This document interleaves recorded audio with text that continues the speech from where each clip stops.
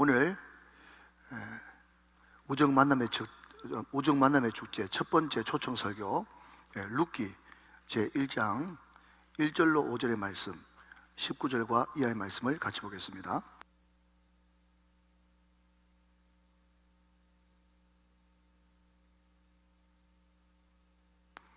구약의 룻기는 제가 가진 성경 402쪽쯤에 있습니다. 이 계시의 말씀을 한 절씩 나눠서 교독하시고 5절은 합독하실 때 살아계신 하나님의 음성을 들으시기를 원합니다. 제가 먼저 1절을 받들어 읽죠. 사사들이 치리하던 때에 그 땅에 흉년이 드니라. 유다 베들레헴의 한 사람이 그의 아내와 두 아들을 데리고 모압 지방에 가서 거류하였는데 그 사람의 이름은 엘리멜렉이요 그의 아내의 이름은 나오미요 그의 두 아들의 이름은 말론과 기럐이니 유다 베들레헴 에브라 사람들이더라. 그들이 모압 지방에 들어가서 거기 살더니 나오미의 남편 엘리멜렉이 죽고 나오미와 그의 두 아들이 남았으며 그들은 모압 여자 중에서 그들의 아내를 맞이하였는데 하나의 이름은 오르바요 하나의 이름은 루시더라. 그들이 거기에 거주한 지 10년쯤에 5절 다 같이요. 말론과 기럐 두 사람이 다 죽고 그 여인은 두 아들과 남편의 뒤에 남았더라. 쭉 넘어가서 19절 제가 받들어 읽겠습니다. 이에 그 두 사람이 베들레헴까지 갔더라. 베들레헴에 이를 때에 온 성읍이 그들로 말미암아 떠들며 이르기를 이가 나오미냐 하는지라. 나오미가 그들에게 이르되 나를 나오미라 부르지 말고 나를 마라라 부르라. 이는 전능자가 나를 심히 괴롭게 하셨음이니라. 내가 풍족하게 나갔더니 여호와께서 내게 비어 돌아오게 하셨느니라. 여호와께서 나를 징벌하셨고 전능자가 나를 괴롭게 하셨거늘 너희가 어찌 나를 나오미라 부르느냐 하니라. 나오미가 모압 지방에서 그의 며느리 모압 여인 룻과 함께 돌아왔는데 그들이 보리 추수 시작할 때 베들레헴에 이르렀더라. 아멘. 모압에서 베들레헴으로 올라갑시다. 자, 가슴에 손을 한번 딱 한번 얹어 보시겠습니까? 예, 한번 따라하시면 좋겠습니다. 나는 어떤 일이 있어도 베들레헴을 떠나지 않겠습니다. 아멘. 예, 일단 아멘 한번 해보시죠. 아멘. 예, 오늘 이것이 오늘 설교의 전체 주제가 되겠습니다. 여러분 말씀에 큰 은혜 되시기를 주님의 이름으로 축원합니다.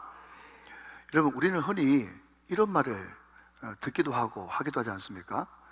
집 떠나면 무조건 고생이죠.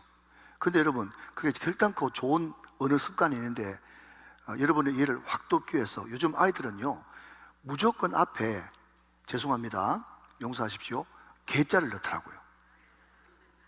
무조건 집 떠나면 네 견고생입니다. 그죠?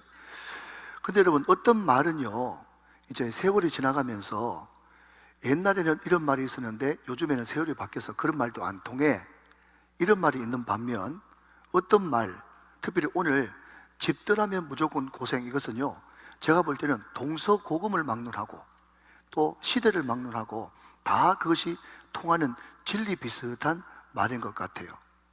그런데 말입니다 우리가 금요기도회 때 한 선교사님을 들어서 그런 이야기를 들었어요.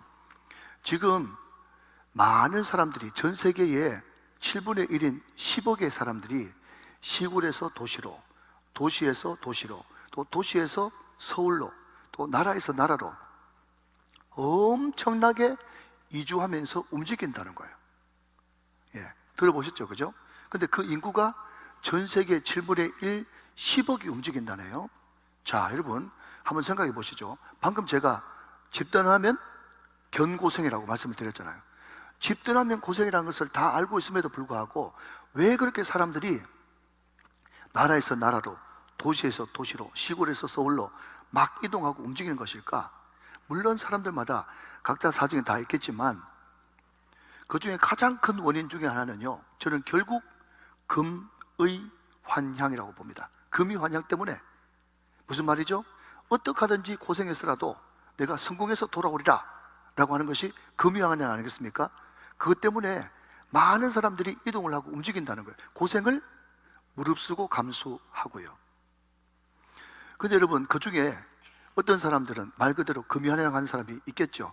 돈 많이 벌고 소위 말해서 성공해가지고 떵떵거리면서 고향 돌아오는 사람도 있겠습니다만은 많은 대부분의 사람들이 뜻대로 안 돼. 그런데 자존심 때문에 체면 때문에 부끄러워서 혹시나 조금만 있으면 대박 터지지 않을까 싶어가지고 그 착각 가운데 여전히 못 돌아오고 거기에 머물러 있는 사람도 있고, 또 어떤 사람들은 어떻죠? 돌아왔지만 실패의 부끄러움과 좌절 때문에 쥐죽은 듯이 조용하게 살아가는 그런 사람들도 제가 아는 사람들 중에는 더러더러 많습니다. 여러분도 있으시죠? 자, 여러분, 오늘 본문에 나옴이라고 하는 여자가 등장합니다. 오늘 룻기의 주인공 중에 한 명이죠. 근데 이 나옴이라고 하는 사람의 이름의 뜻이 너무 아름다워요. 성경 보면요, 거기에 앞에 번호가 있고 밑에 프리노트에 보면 희락 이렇게 되어 있어요. 그러니까 나옴이라고 하는 이름의 뜻이 뭔가 하면 희락, 기쁨이죠.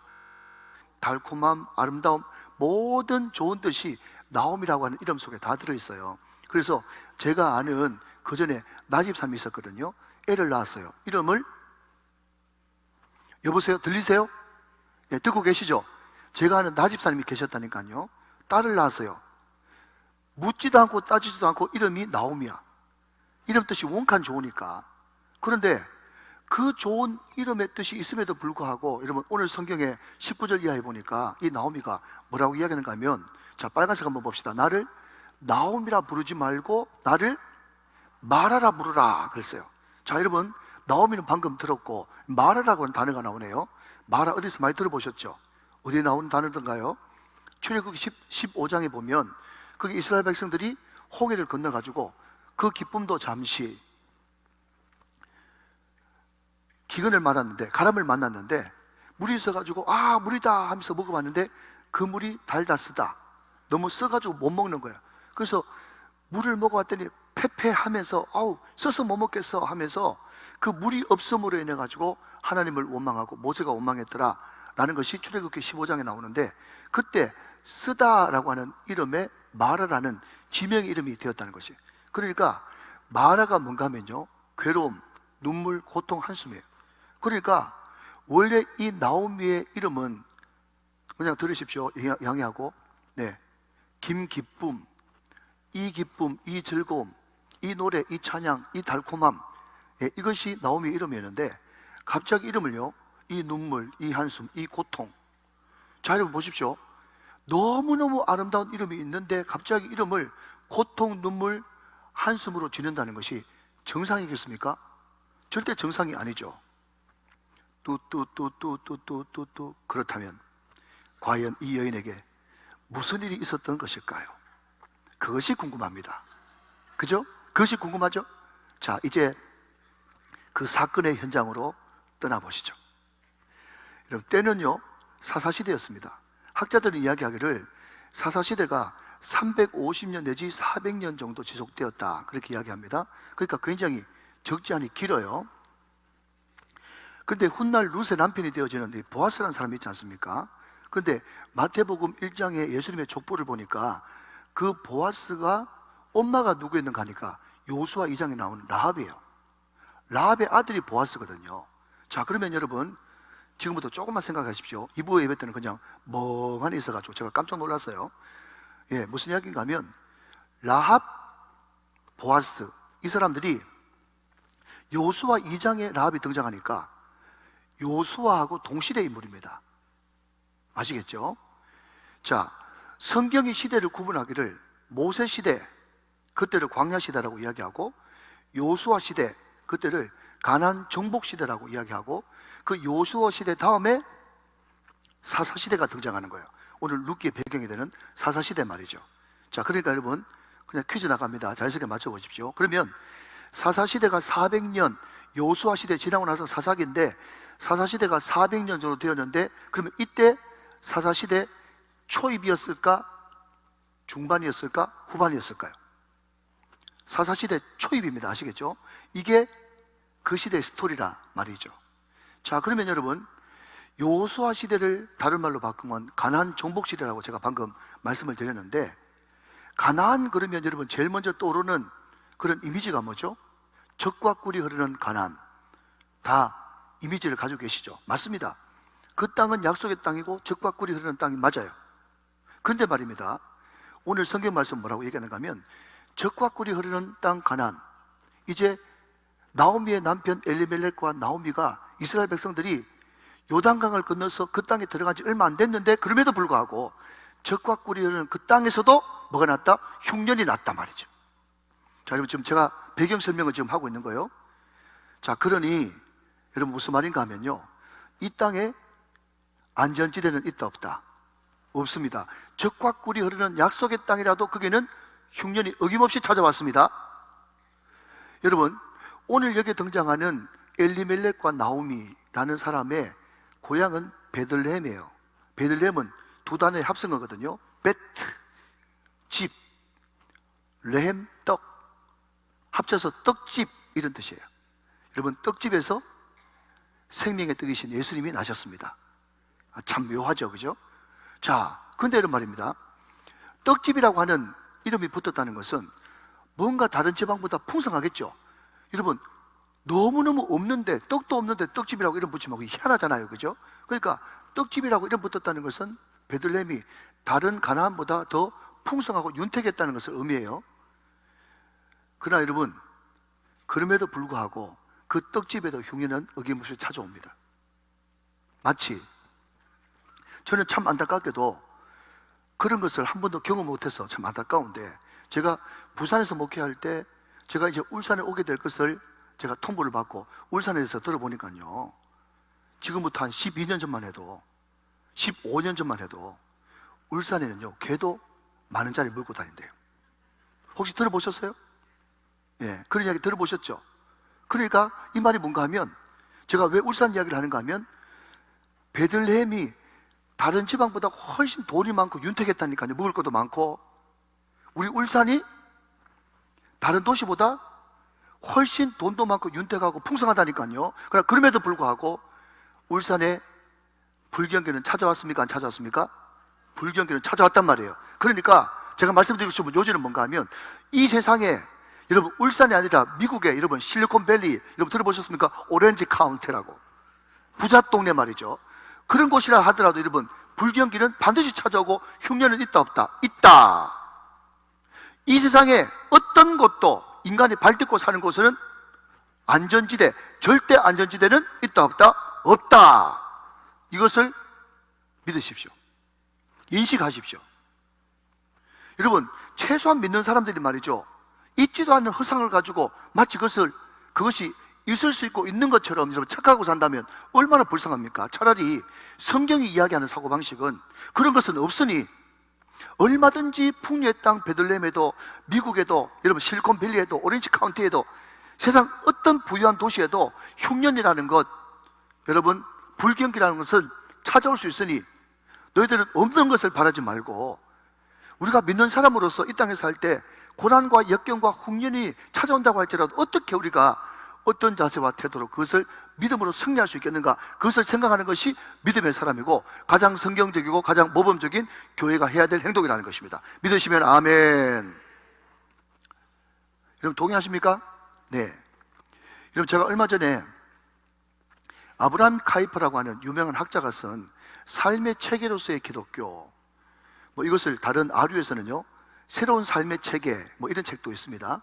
이 말이 무슨 말인가 하면, 내가 예수를 믿고 나서 체계가, 시스템이, 체질이 완전 변했다, 이런 말이에요. 자, 여러분, 지금 이 짧은 시간에 이 책 이야기를 다 할 수는 없고 제가 제 이야기로, 제 방식대로 좀 설명을 하면요, 제가 자주 이런 이야기를 했습니다. 믿음은 주인 바꾸는 것이다. 시작. 믿음은 주인 바꾸는 거예요. 믿음은 주인 바꾸는 겁니다. 우리가 인정하든 인정하지 않든 옛날에 우리 주인은 누구였는데요? 이 세상의 임금, 악한 사탄 마귀가 우리를 다스리고 통치하는 우리의 주인이었어요. 그런데 우리가 예수님을 나의 구주, 나의 하나님으로 영접합니다, 모셔드립니다, 왕으로 받아들입니다. 이 고백이, 이 신앙 고백이 아무것도 아닌 것 같지만 그 신앙 고백을 통해서 사람이 마음으로 믿어 의에 이르고 입으로 신하여 구원에 이른다고 말씀하신 것처럼, 그 신앙 고백 때문에 우리는 완전히 내 주인이 세상의 임금 마귀에서 예수님으로 바뀌게 되었습니다. 여러분, 이게 믿음이란 말이죠. 여러분, 믿음은 주인 바꾸는 거예요. 여러분, 기왕하신 거 한번 더 따라 하실까요? 구원은 변하다. 시작. 구원은 변합니다. 구원은 변합니다. 무슨 말인가 하면, 주인이 바뀌었기 때문에, 나를 다스리고 통치하는 왕이 바뀌었기 때문에 그냥 바뀐 것이, 옛날에는 예배당 안 나가는데 요즘에는 주일마다 예배당 나간다. 물론 이것도 대단한 변화지만 그럼에도 불구하고 삶의 전 영역에서 체계가, 시스템이, 내 인생 뿌리가 바뀌어야 그것이 구원이고 변화라는 것입니다. 이게 삶의 책으로서의 기독교, 그 책에 이야기하는 핵심이에요. 여러분, 이것을 다른 말로 조금만 더 설명하면 이렇습니다. 만약에 내가 예수 믿기 전에 나는 엉겅퀴였어요. 내 뿌리가 엉겅퀴였단 말이에요. 그러니까 항상 가시와 독과 또 안 좋은 것만 그냥 열매 맺던 내가 성령의 은혜로 완전 내 뿌리가 엉겅퀴에서 사과나무로 바뀌었어요. 뿌리가 사과나무예요. 뿌리가 사과나무면 당연히 줄기도 열매도 잎도 다 사과나무가 돼야 그것이 지극히 정상이죠. 뿌리가 바뀌었으면 줄기도 잎도 열매도 다 바뀌어야 된다는 거죠. 그래서 우리 예수님이 마태복음에서 뭐라고 얘기합니까? 열매로 그들을 알리라 그랬잖아요. 삶 전체가 바뀌어야 된다는 거예요. 그게 구원의 확정이라는 겁니다. 좀 어렵습니까? 그냥 들어보시죠. 그런데 만약에 내 뿌리가 사과인데, 사과나무인데 말이죠. 줄기도 사과나무인데 열매는 탱자, 참외, 바나나, 고구마, 호박 이런 것이 열린다 그러면 얼마나 여러분 깜짝 놀랄 만한 일이고 재앙이겠습니까? 절대로 그런 일은 일어날 수 없고 일어나서도 안 된다는 거죠. 이해되시면 아멘. 그러니까 뿌리가 바뀌었으면, 주인이 바뀌었으면 열매도 당연히 바뀌어야 정상이다, 그 이야기를 하고 있는 거예요. 그게 삶의 체계로서의 기독교, 전인격적인 변화를 아브라함 카이퍼가 이야기를 했던 거죠. 그런데 말입니다, 그것이 너무나 당연한 이야기고 무슨 당연한 소리를 하시냐라고 생각되겠지만, 그럼에도 불구하고 신앙의 현주소는 실제로 현장에서 일어난 일은 전혀 엉뚱한 일이 일어날 수 있다는 거예요. 무슨 이야기가 하면요, 오늘 보면 1절에 등장하는 엘리멜렉이라는 사람이 있죠. 엘리멜렉. 근데 이 엘리멜렉이 좀 이따 더 띄우시고, 여러분 엘리멜렉이 뭔가 하면 뜻이요, 자 여러분 한번 하시면 대답해 보시죠. 엘이 뭡니까? 하나님이죠. 멜렉은요, 아비멜렉 할 때 멜렉은요 왕입니다. 왕. 그러니까 엘리멜렉 뜻이 뭔가 하면 하나님은 나의 왕이시다, 이런 뜻이. 얼마나 이름이 좋습니까? 이름의 뜻이 나오미도 좋고 이름 좋은 사람이 두 사람 만났어요. 그런데 여러분 보십시오. 그러면 상식적으로 생각해도 하나님은 나의 왕이시다 라는 이런 이름을 가졌다면 믿는 사람 안 믿는 사람? 믿는 사람이에요. 믿음 좋은 집안의 사람이란 말이죠. 모든 사람들이 볼 때 다 하나님의 사람이라고 인정하는 그런 사람이었어요. 한마디로 말하면 구원은 따는 당상이라고 생각한 사람이죠. 그런데 그럼에도 불구하고 여러분, 엘리멜렉은 베들레헴 가운데, 이스라엘 가운데 흉년이 찾아왔을 때 전혀 돌아보지도 않고 그 땅을 떠납니다. 자 여러분 1절 같이 한번 보실까요? 1절 말씀 보시면, 사사가 치리하던 때에 그 땅이 흉년이 드니라 유다 베들레헴의 한 사람이, 그 사람 누굽니까? 엘리멜렉이 그의 아내 누구죠? 나오미와 함께 두 아들을 데리고 모압 지방에 가서 거류하였다 그랬습니다. 자 여러분, 여기서 저는 간단하게 세 가지를 살펴보려고 그래요. 첫 번째, 거류라고 하는 단어입니다. 여러분 성경은요 굉장히 엄격하게 거주와 거류, 자 한번 따라 하실까요? 거주와 거류, 시작. 거주와 거류를 구분합니다. 아무리 그 땅에 오래 머물렀다고 할지라도, 심지어 70년 동안 머물렀다고 할지라도 가나안 땅이 아닌 다른 곳에 머문 것은 다 거류라고 표현합니다. 성경은요. 여러분 기억나십니까? 애굽 땅에 거류하니라, 모압 땅에 거류하니라, 바벨론 땅에 거류하니라. 그러니까 하나님의 약속의 땅, 하나님의 백성들이 하나님의 약속의 땅 가나안에 머물지 않고 다른 곳에 가는 것을 다 거류라고 표현을 합니다. 그러니까 이 거류라고 하는 엘리멜렉이라고 이름하는, 하나님은 너의 왕이시다라고 하는 이름의 뜻을 가진 그 사람이 거주하지 않고 거류했다는 그 사실에 벌써 우리는 좀 아는 사람은 불길한 그림자를 발견하는 거예요. 이해되시죠? 자, 또 하나. 그런데 이 사람이 사이 옆에 이 모압이라고 하는 그 땅이 있는데 다른 곳도 아닌 왜 하필이면 모압이라니? 두 번째 단어는 모압이라는 단어입니다. 모압. 여러분 모압을 알라 그러면 어디로 가야 되는가 하면 창세기로 건너뛰어야 돼요. 그 창세기 보면요, 아브람 조카 롯이 있죠. 그 롯이 당연히 양보해야 되는데 여호와의 동생 같고 또 애국과도 같았던 소돔과 고모라를 택합니다. 그 땅이 너무 추악하고 더러워가지고 불심판이 내리죠. 그때 소돔과 고모라에서 빠져나온 사람은 단 3사람이에요. 누굽니까? 롯 2딸이요. 그런데 그 소돔과 고모라가 문화 자체가 얼마나 더러웠는지 이 2딸이 자기 아버지를 놔둬놓고 2딸이 무슨 이야기를 하는가 하면, 우리가 아버지하고 근친상간을 하더라도 우리가 씨를 이어야 되지 않겠냐 하면서 자기 아버지 술 먹여가지고 근친상간해가지고 낳은 첫째 아들, 큰딸을 통해서 낳은 아들이 모압입니다. 그러니까 여러분, 우리는 잘 모르지만 그 당시 모든 이스라엘 백성들은요, 모압하면 가장 먼저 떠오르는 이미지는 음란이에요. 음란의 나라 모압. 그리고 하나님께서 모세율법을 통해서 절대로 앞으로 어떤 일이 있어도 영원히 여호와의 총에 들어오지 못하리라 라고 했던 나라가 또한 모압입니다. 또 3번째, 우리 하나님께서 율법을 통해서 제일 싫어하고 경계하고 또 경계했던 것이 인신제사, 몰렉제사예요. 그러니까 음란하죠. 또 하나님을 대적했기 때문에 여호와의 총에 들어오지 못하죠. 인신제사하죠. 하나님이 가장 싫어하는 3종 세트를 다 갖춘 것이 모압이라는 것이에요.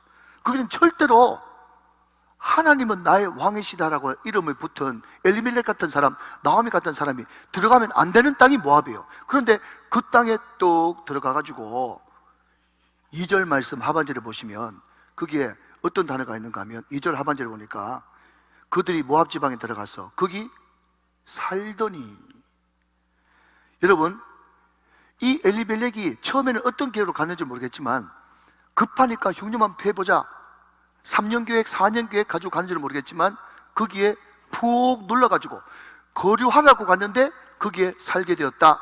이것이 오늘 본문의 메시지인 거예요. 여러분, 우리는 첫 번째로 거류, 두 번째로 모압, 세 번째 여러분 사사시대를 한번 살펴보기를 원합니다. 여러분, 사사시대, 오늘 룻기의 배경이잖아요. 그러면 사사기, 그러면요 주제 성구가 있어요. 2개거든요. 하나는 또, 개도 아니고 걸도 아니고 또. 그것이 6번 반복됩니다. 또 이스라엘 백성들이 여호와의 목전에서 죄를 범하니라.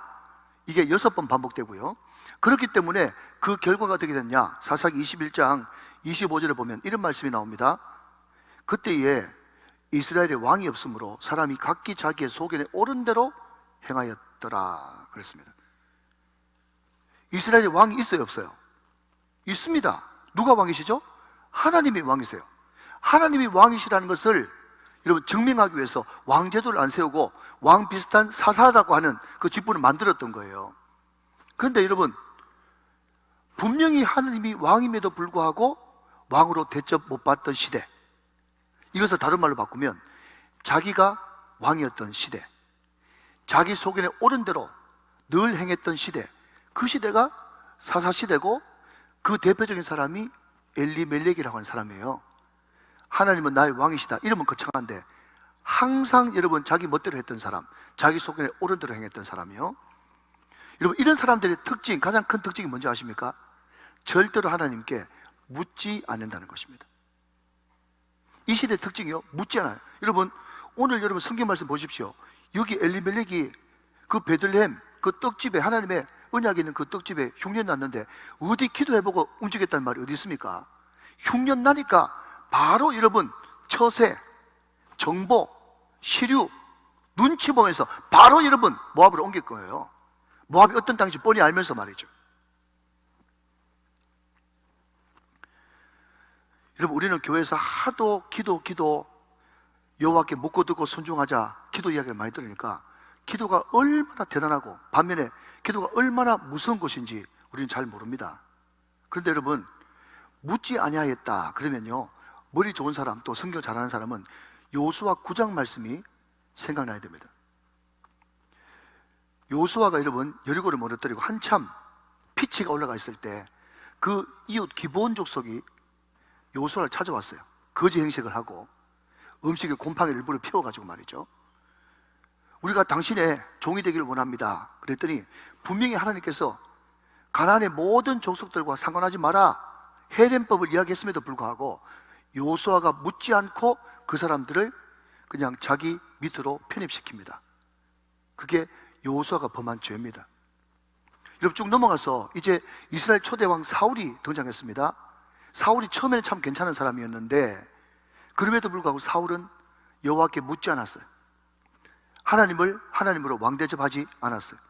그래서 그런 사울의 모습을 보면서 하나님께서 왕 세운 것을 후회하시고 사울을 패하시고 심지어 죽이시고 그 나라를 다윗에게 줬다고 성경은 말하고 있습니다. 다 찾아보고 싶지만 시간관계상 역대상 10장 14절 말씀을 보겠습니다. 역대상 10장 14절 말씀.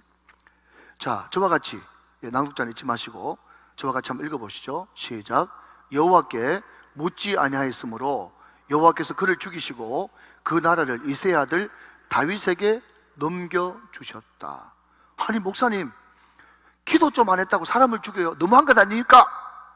이렇게 이야기할 수도 있겠죠. 근데 여러분 잘 들으십시오. 잘 들으세요.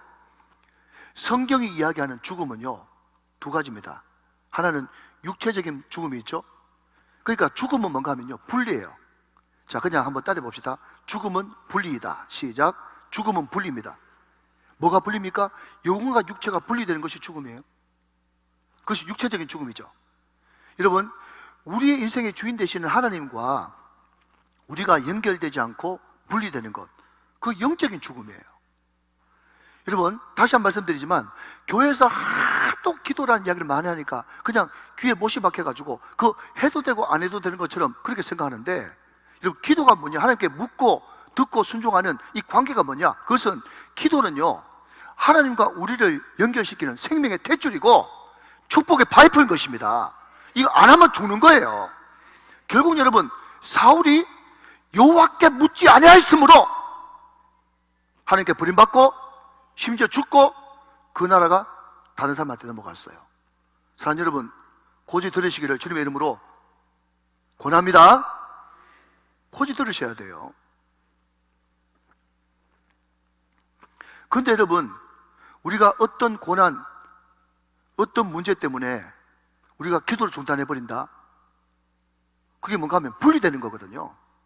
마치 여러분, 아무리 큰 통나무로 갈지라도 전기톱으로 잘라버리면 몇 날 며칠 동안에는 여러분 그 물기가 갈 수 있을지 모르겠지만 얼마 못 가서 잘려졌기 때문에, 분리됐기 때문에 죽는 거와 똑같이 우리는 하나님과 분리되면 살았다는 이름을 가졌으나 우리는 산 자가 아닌 것입니다.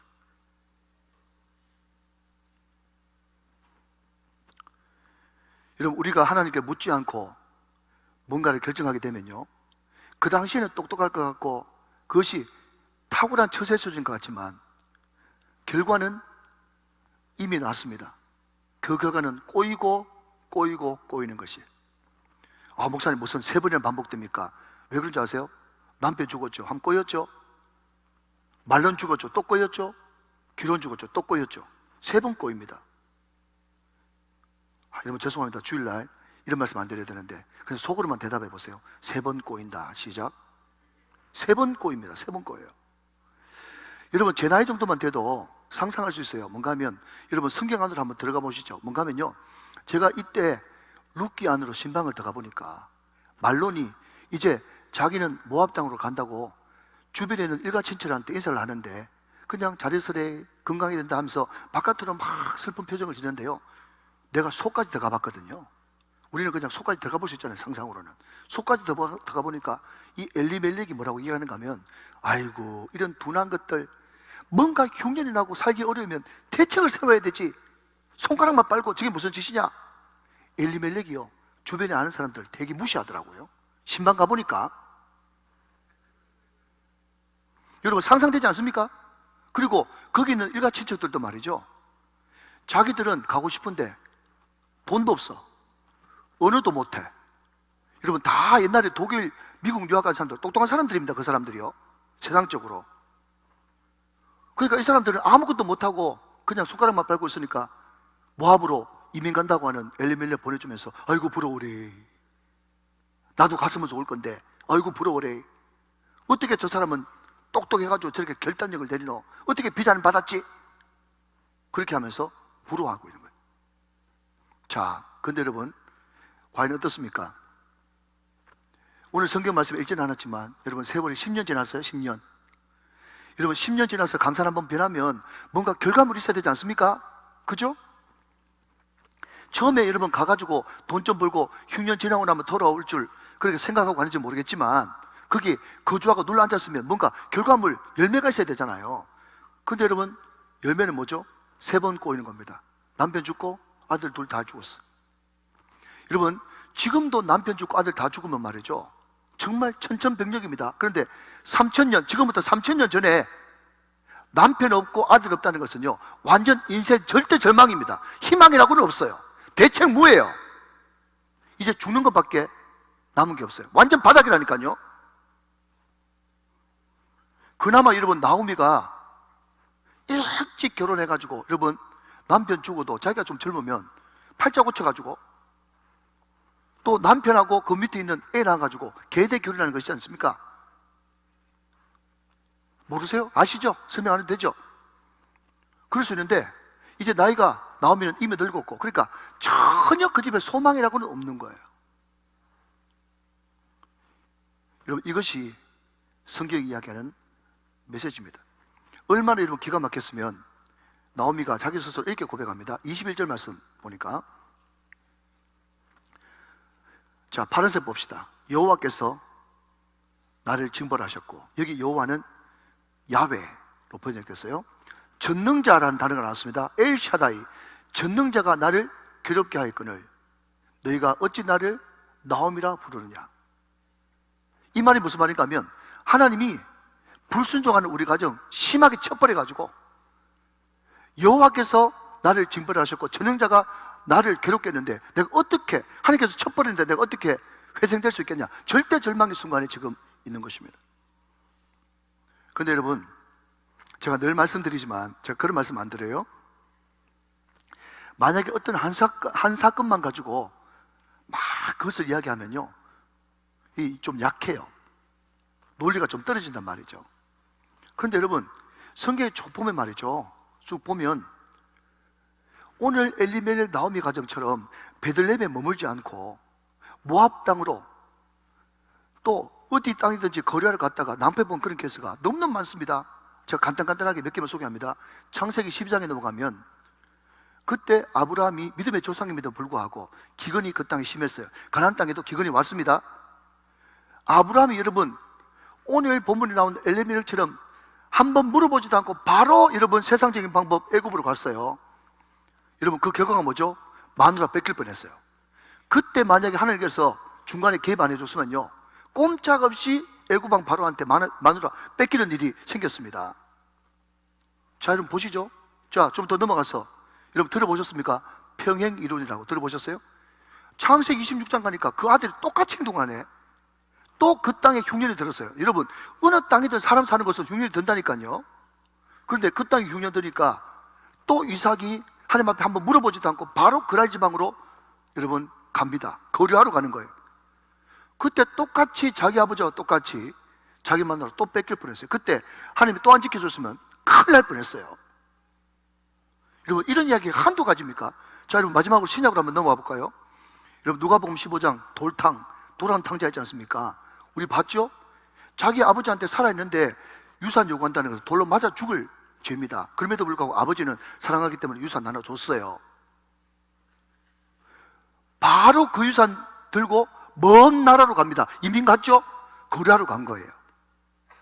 다 일맥상통하잖아요. 성경이 너무너무 기가 막히잖아요. 근데 여러분, 누가복음 15장에 보면요, 참 재밌는 말이 있대요. 그게 뭔지 아세요? 얼마 안 돼요. 얼마 안 돼요. 아버지 품을 떠나면 불행끝 행복 시작인 줄 알았어요. 아버지 근을 벗어나면 속박끝 자유 충만인 줄 알았어요. 그런데 아버지 품을 떠난 지 얼마 안 돼서 여러분 베들레헴에서 모압으로 갔더니 얼마 안 돼가지고 와장창 인생 바닥치는 소리가 들리기 시작하더라는 거예요. 여러분, 이게 성경입니다. 믿으시면 아멘. 이게 성경이에요. 여러분, 저는 참 부끄럽지만요, 저는 하나님의 하자도 모르고 교회 교자도 모르는 집안에서 태어났어요. 불신자 가정에 태어나다 보니까 얼마나 인생 살면서 여러분 이 짧은 인생 가운데 참말로 안타깝게도 실수, 허물, 죄, 시행착오 많았겠습니까? 너무너무 부끄러워요. 여러분, 예를 돕기 위해서 저를 오픈하는 겁니다. 죄송합니다. 저만 그렇습니까? 여기 있는 앉아있는 분들이 말이죠, 인생 살면서 얼마나 많은 실수, 허물, 죄, 시행착오를 겪으면서 삽니까? 그런데요, 제가 하나 간증하고 싶은 것은요, 제가 교회에 발을 딛고 나서부터, 믿음이라는 것이 생기고 나서부터 지금 이제까지, 그럼에도 불구하고 여전히 실수, 제 허물 가운데, 시행착오 가운데 있었지만 저는 별일이 다 있어도 교회 안 떠났습니다. 저는 말하고 싶은 것이 이거예요. 저는 어떤 일이 있어도 실수와 죄와 허물, 시행착오 가운데서 저는 교회 안 떠났습니다. 믿음 안 저버렸어요. 여러분, 예배 포기하지 않았습니다. 그랬더니 하나님이 그 마음 중심을 보시고 저를 불쌍히 여겨주시더라고요.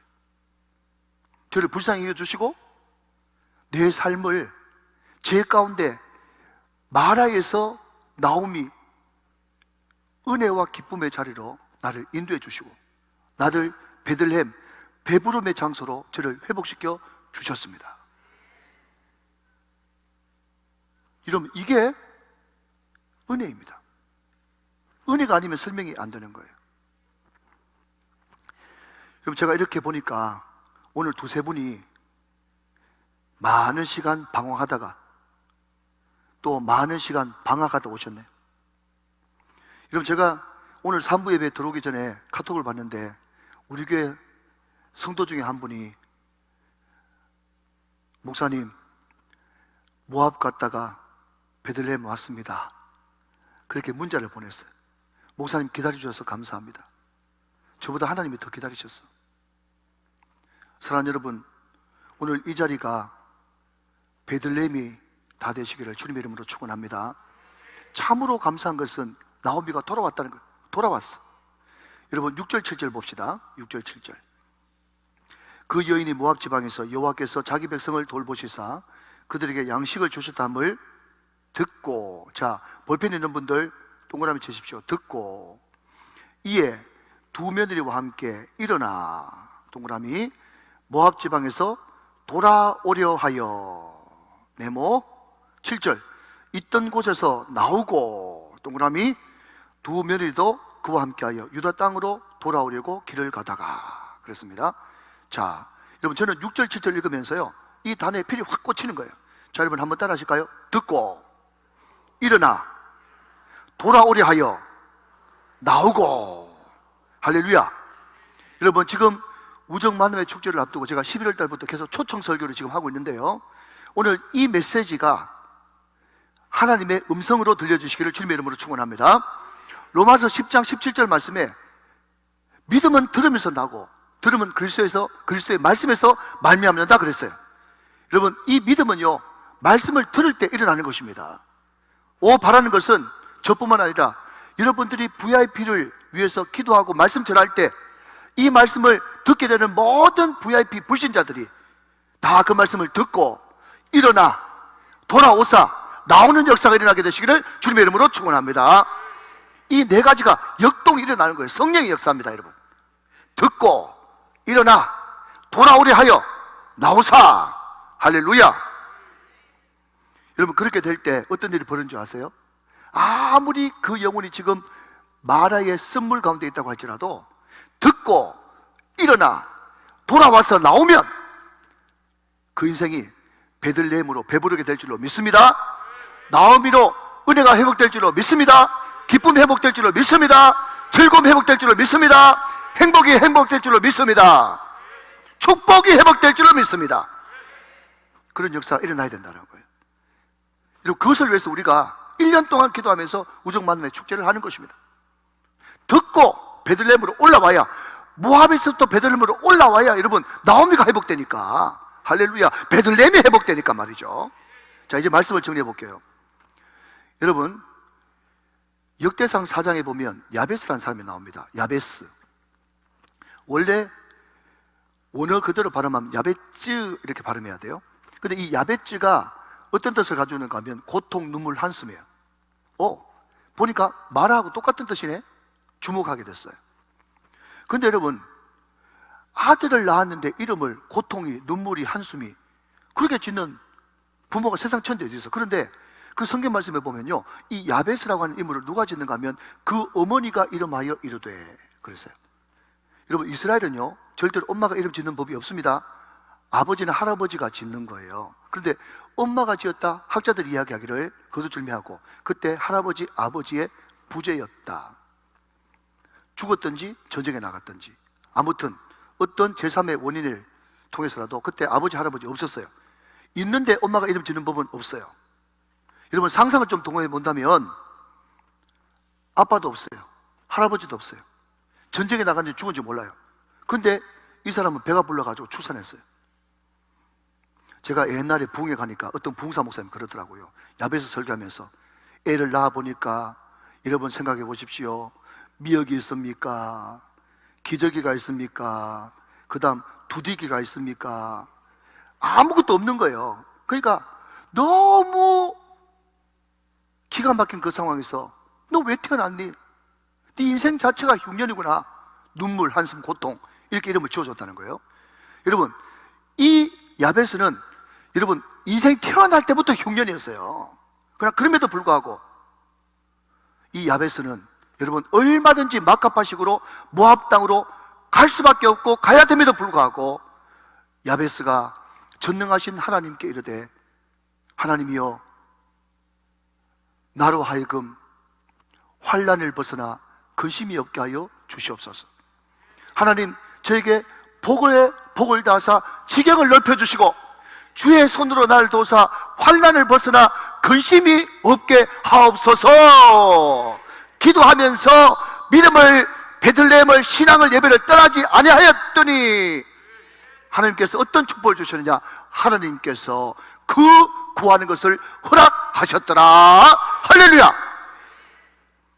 이것이 바로 마라의 인생이 나오미로 바뀌는 순간이에요. 오늘 저와 여러분에게 그런 은혜가 있으시기를 주님의 이름으로 축원합니다. 축복합니다. 주님만 떠나면 나오미는 회복된다. 여러분 어렵지 않습니다. 어렵지 않아요. 어렵지 않아요. 명확하단 말이에요. 자, 여러분 마지막으로 하나만 더 말씀드리겠습니다. 욥을 보시죠. 욥. 여러분 제가 지난주에 무슨 이야기를 했는가 하면 우리가 죄, 실수 때문에 고난이 오기도 하지만 우리가 죄 안 지어도 애매한 고난이 있을 수 있다. 누구냐? 요셉, 다윗, 욥. 그 사람들이 대표적인 사람이라고 제가 말씀을 드렸어요. 여러분 애매한 고난도 있을 수 있단 말이죠. 여러분 욥이 엄청난 고난을 받았습니다. 여러분 어떤 목사님이요 치고 목사님한테 그랬답니다. 이 목사, 우리 장로님이 하도 유명한 집이라고 그래가지고 갔더니 오딱집이라는 거예요. 그래서 얼마나 맛있는지 잘 먹었대요. 그런데 그날 저녁에 막 옷이 올라가지고 머리부터 막 발끝까지 막 옷이 올라가지고 가려워서 죽을 뻔했다는 거예요. 그러면서 하는 말이 뭔가 하면 내가 욥의 고난을 받았다고. 욥의 고난을 받았다. 그랬더니 그 친구 목사님이 서로 너무 친하거든요. 막연한 사이거든요. 하는 말이 어이 김 목사, 욥이 오딱 먹고 고난 받았다 하더나. 오딱 먹고. 이 말을 또 성경 모르는 분은 눈만 껌뻑껌뻑거리면서 이게 무슨 말인지. 여러분 욥이요 하루아침에 자녀 다 죽고 재산 다 날아가고 온몸에 요거예요 악창이 들어가지고 기아장으로 버벅 끓지 않으면 가리워서 살 수가 없는 엄청난 고난이 욥한테 까닭없이 이웃이 찾아왔습니다. 수많은 사람들 하나님 저렇게 잘 믿는다고 하는데 저런 일이 발생하네. 손가락질 하죠. 자기 아내마저 뭐라 그럽니까? 하나님 저주하고 죽으라 그랬어요. 절대 절망, 기막힌 마라, 괴로움, 고통, 그 욥이에요. 여러분 그때 얼마든지 고개 절레절레 흔들면서 믿어봐야 소용없네, 신앙 소용없네, 하나님 소용없네, 예배 잘 드리는 거 소용없네. 당연히 여러분 욥은 환경적으로만 보면 모압으로 내려가는 게 맞아요. 그렇지 않겠습니까? 신앙 포기해야 돼요.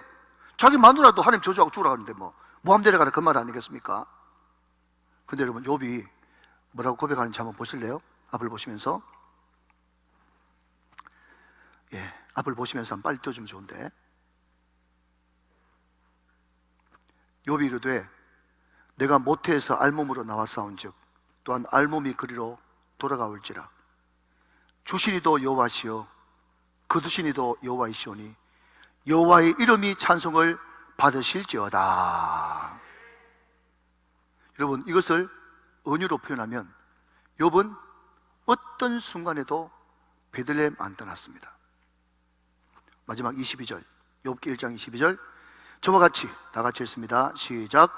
이 모든 일에 욥이 범죄하지 아니하고 하나님을 향하여 원망하지 아니하니라. 아멘. 여러분, 무슨 말입니까? 베들레헴 안 떠났다는 거예요. 베들레헴 안 떠났다는 거예요. 여러분, 끝까지 믿음 지키고 베들레헴 안 떠난 욥이 어떻게 되는지 다 아시죠? 마지막으로 욥기 42장 10절 한 번만 더 같이 읽습니다. 시작. 욥이 그의 친구들을 위하여 기도할 때 여호와께서 욥의 공경을 돌이키시고 여호와께서 욥에게 이전 모든 소유보다 갑절이나 주신지라. 아멘. 끝까지 믿음 떠나지 않은 사람에게 하나님께서 마라가 변하여 나오미의 시간을 허락하셨다는 거예요. 여러분, 이게 성경 아니겠습니까, 여러분? 말씀 맺습니다.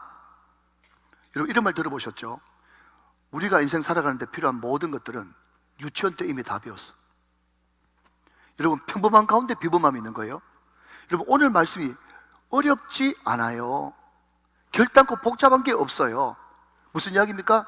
믿는 사람이 믿는다는 이름을 가지면서 시류 따라 처세술 따라 눈치 살살 보면서 세상 정보에 귀 기울여가지고 묻지도 않고 모압으로 떠나는 순간 와장창 소리를 한다는 거죠. 어떤 문제와 환난, 흉년, 인생의 마라가 있어도 베들레헴을 떠나면 안 된다는 것입니다. 하나님 앞에 수시로 물으라는 거예요. 눈을 지으신 하나님 앞에 눈으로 하나님을 주목하라는 것입니다. 그렇게 될 때 하나님께서는 반드시 그 시간이, 그 말의 시간이 지나고 난 다음에 하나님께서는 나오미의 시간을 허락하실 것이며 반드시 베들레헴 배부른 역사가 일어날 것이며 그것이 바로 우리가 살 길인 것입니다. 오늘 이 말씀을 듣고 혹시 이 자리에 방황하고 계신 분들 계시다면 베들레헴으로 돌아오시고, 그리고 이 자리에 교회 안에 있지만 마음이 모압으로 가 있는 분, 모압으로 가고 싶은 분이 계시다면 모압으로 가는 길을 빨리 돌이켜 일어나서 다시 베들레헴으로 나오시길 바랍니다.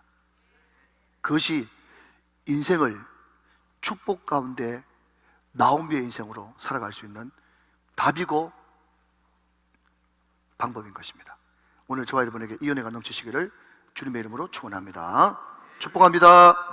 축원합니다.